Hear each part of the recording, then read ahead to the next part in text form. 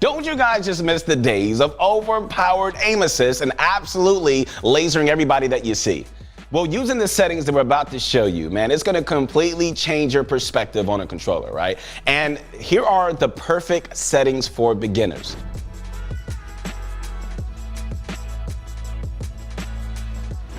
So, controller is the most common input in Fortnite. And really, to be at your maximal potential, you gotta have the most optimal settings to dominate your opponents, right? What's going on, guys? Your motivation guy, Keith Allen. I'm gonna show you guys the best controller settings and sensitivity that you can use to stay on top of your game for building and aiming and editing. And by the end of the video, you're gonna know everything that you need to know to find the perfect settings in any play style. You guys ready for this? Speaking of which, all right, our question today is this. What input did you start playing Fortnite on? Controller or keyboard and mouse? Let us know. All right, ladies and gentlemen, without further ado, let's get this going. With this holidays upon us, we thought it'd be nice to whip up something special for you guys. For the entire week, we're going to be allowing you guys to gift your friends subscriptions and pro guides coaching sessions. Also, check out our brand new Clicks course where he teaches you all the ins and outs of going pro. Grab this opportunity while it lasts. Click the top right or down below to get started. Just like every season, the pump shotgun meta is changing back and forth and back and forth. And so this season, tactical shotguns are the most common shotgun, my friends. And you know, it's the main gun every player uses in a close range fight, right? Like obviously, you come across a few charged shotguns, but they are nowhere as common as attack. They're everywhere. And this season, you want to have a sensitivity that gives you the best accuracy and really gives you a balance between your building and editing so you can just push a fight and just really play to your best ability. So the most optimal sensitivity would be a low to medium look and ADS sensitivity and a medium to high edit and build sensitivity, all right? Editing and building quicker than your opponent is crucial in every fight. That's how you win games in Fortnite, as it allows you to get close to them and really just have the best piece control. And after that, having a lower to medium look sensitivity is the best for being accurate with your shots and really helps you finish your fight with ease. So to be more specific, you gotta find your favorite controller player and just really copy their settings. And this way, you're gonna have some, of the most optimal settings to play in Season 5, and you can just adjust them to your preference. Along with this, best settings would definitely be something right in the middle, but not exact, as we have to get a feel for our settings and just see which ones help us play the best. So to get a better understanding of this, guys, check out our favorite settings combined from pros and configured for success. These settings are tailored for players who use the linear mode, which is 70% of controller pros and players really use in general. Linear is very good for close range tracking and accuracy, but it's just harder to track players when they're further away. Most players agree that mechanics and shotgun aim is just way better on the linear input curve, and this is really the key to success in competitive modes. Mechanics like ADSing and shotgun aim are way easier to control in linear, and are just very important this season. However, I will say this, many also argue that exponential was just as good, especially with some of the best controller pros like Reed and Unknown using it as their input curve. Exponential is just way harder to control, and especially in a solo game mode where you have to rely on hitting your shots and never messing up a build or edit. So for now, make sure to stay on linear and just practice with your new sensitivity until you feel like you're ready, all right? All right, now back on the subject, you might be wondering, all right, what each setting is used for, and we have the answer, my friends. All right, first up, controller auto run and build immediately are two settings you need to have on. They allow you to always sprint when fighting and really help you place your builds instantly. Edit hold time should always be on the lowest so you guys can edit and build, in perfect, synergy, all right? Keep vibration off, as it may be hectic in an in-game or intense fights. Your edit and build mode multipliers make your sensitivity faster by what amount you set it to, and should always be around 2.0, as really it allows you to change your speed with ease.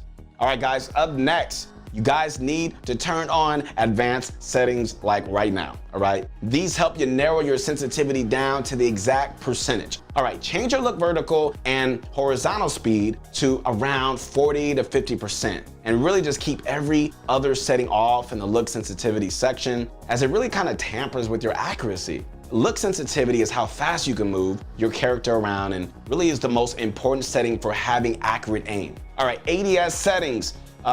which means aim down sights, helps with the AR, SMG, and scoped weapon aim. Keep the look horizontal and vertical speed at around 6 to 15%, as lower ADS sensitivity rewards huge damage. Never use any boost, guys, as they add acceleration when aiming and tremendously impacts how you aim. Okay, so right after, there is look dampening time, which should also remain at 0. Keep your look input curve on linear, since every single setting corresponds perfectly with linear mode, all right? There are also advanced settings that affect your gameplay, such as dead zone, super important, and aim assist strength. Okay, so aim assist strength is obvious, like you already get that. Always keep your aim assist strength on 100%. Anything under, and you're gonna have a huge disadvantage.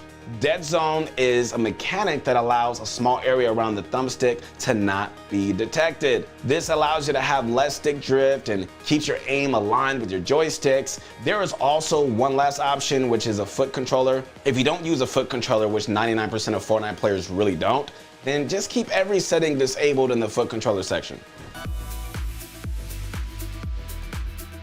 All right, guys, your controller binds are an important factor on how quickly and efficiently you can play. Every single controller professional has switched over to Builder Pro years ago, and if you haven't, we recommend that you do this like now. Builder Pro allows you to place every build with the tap of one bind and gives you the most control over your gameplay. Choosing binds is extremely simple on a controller, and even the default settings are optimal for competitive gameplay. So many pros play on default settings with little to no changes, but have modded controllers that give them full control while playing. And if you can, spending money on pro controllers such as the Scuff Impact or Xbox Elite is definitely worth your wallet.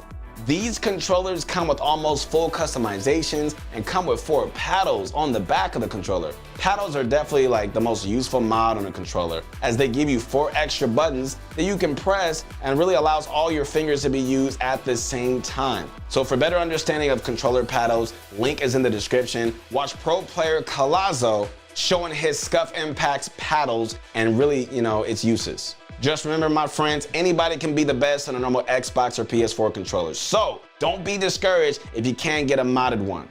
All right, if you need help figuring out your controller binds, use your resources and find binds that fit you from other professional players. So a good website to find pro player binds is Pro Settings, or looking on YouTube. And so after you're done copying down those binds and other settings, you need to practice and really just learn from the best. So a great way of learning and improving on controller is by watching our previous controller videos. Just remember, my friends, like everybody starts at a low point.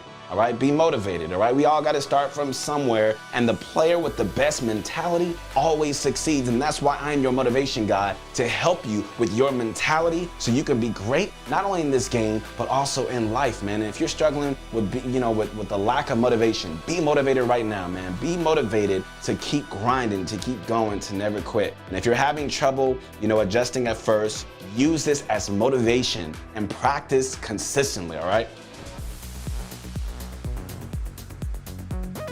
Adjusting your settings to the best is always the first step you should take before playing competitively every season. So adapting to new seasons may be hard, I get it, especially when the meta has changed tremendously each season. Professional players like Reed and Unknown and even Face Sway, are looked up to because of how perfect every move is and how efficiently they play. Many stereotypes say that controller players don't have amazing mechanics and only win because of aim.